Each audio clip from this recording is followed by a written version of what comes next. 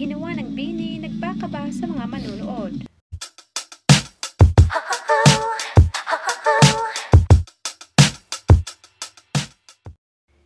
The latest update of Bini as they bloom wherever they go. As they perform on stage, bigla na lang binaba ng Bini ang kanilang mga blouse. Nagulat at nagpakaba ito sa mga manunood sa kanilang pag-change outfit. Baka kasi magkaroon ito ng wardrobe malfunctions. Nakahinga ng malalim ang mga manunood, thankful na okay ang kanilang transition.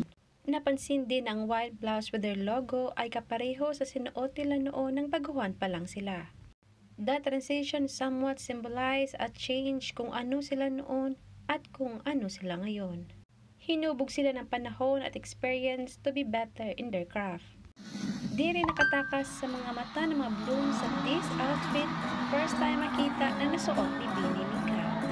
So cute and girly, compared sa astig ng look at galawan na sinusuot sa mga past